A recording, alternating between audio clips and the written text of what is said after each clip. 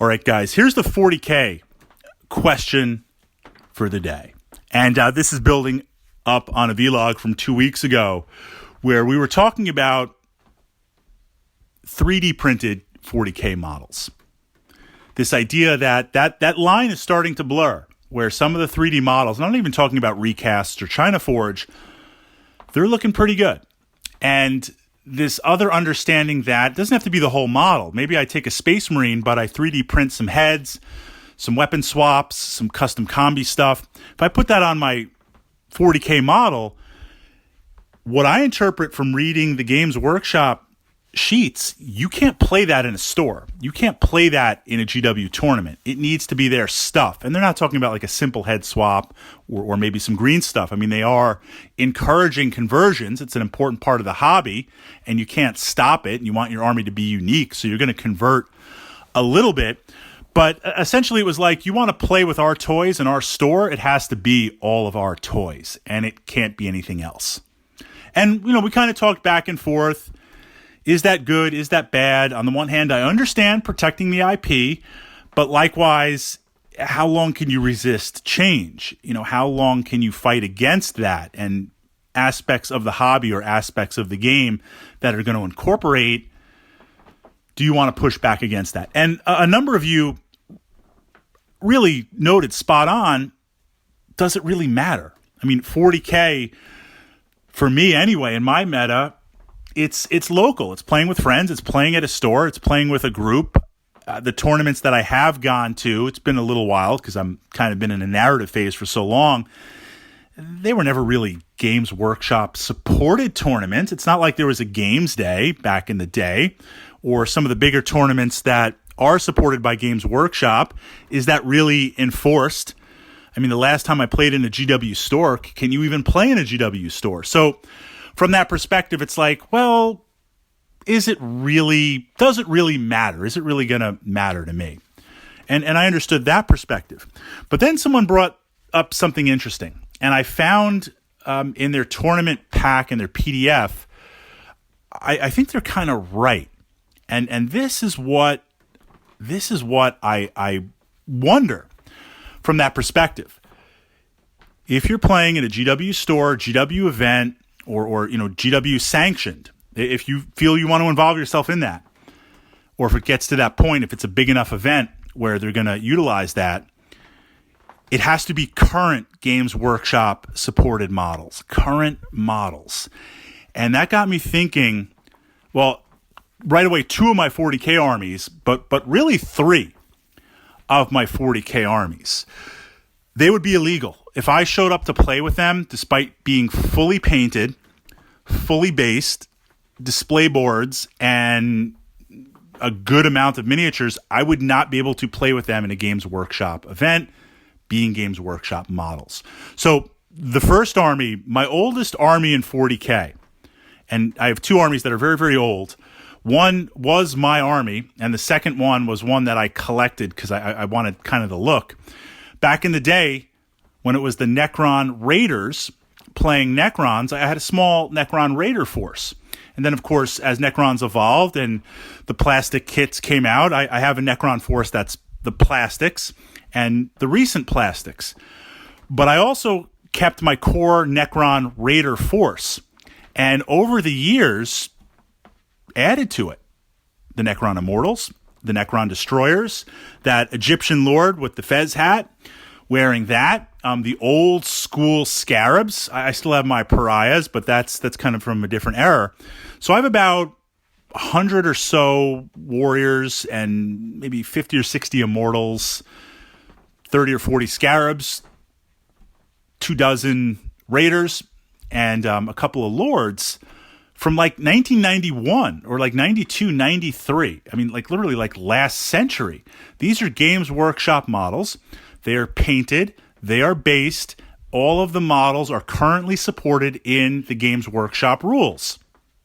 I can't play that army based on those rules. If I showed up, I'm not allowed to play it. A second example, I never intended to play Tyranids. We've talked about that. I'm glad I jumped in with Tyranids because it has helped my Tactica evolve over the years. But at some point, I saw a good deal on an old Tyranid army, the old Screamer Carnifexes, kind of that old Hive Tyrant, kind of small, but the old school warriors from Space Crusade. And I picked it up, honestly, just for the bits to convert and to utilize for my other Tyranids. But I had enough, and I was saying to myself, this is a nice little space bug force. Let's strip these guys down. And I already have my main Tyranid army that I'm playing, the Hulknids. So let's just collect more classic 3rd edition Tyranids. The old little single spore mines, and then the old Biovore, things like that. So over the course of a year, just kind of trolling when the prices were right on eBay and putting the words out for some swap meets and other things, friends of mine in the 40K community, I've got a pretty massive old school 40K high fleet Tyranid army. Got lost somewhere out there on the outer fringes. They never really evolved biomorph-wise, and they're ready to throw down. I've got them all on kind of custom bio bases. It's a nice-looking army. Visuals, outdated, absolutely. So much metal on there, it weighs a ton. But from that perspective, I'm not able to play that army, despite it being Games Workshop models, fully based, fully painted, and every single model in the army representing 1-to-1 units. So I'm not talking about like I'm taking a Ravener and calling it something else. Like, no, everything is 1-to-1. Okay, well, look, those armies are literally like last century and early 2000s and stuff like that. Well, let's talk about Grey Knights. I love playing the Grey Knights.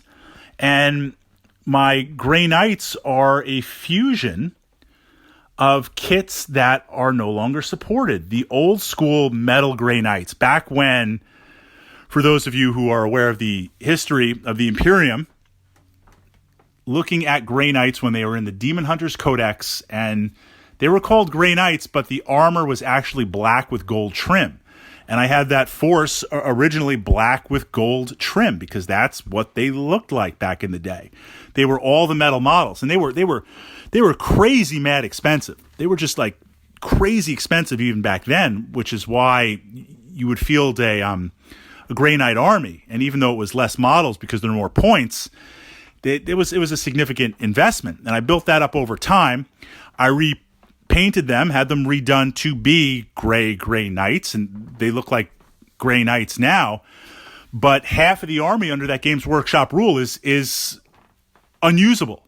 Now, I've got some Land Raiders, I've got some Dreads, I've got some other of the newer plastics put in, but again, most of the army, 50% of it, is the old school Knights, and everything's 1-to-1. Everything's 1-to-1 with the war gear. Everything matches. There's no proxies on there. But by Games Workshop's rules, because it's not the current models, I cannot field that army. And I really wonder what's the point of that? Because I am in such a small group where I'm bringing my old school Necrons for the history.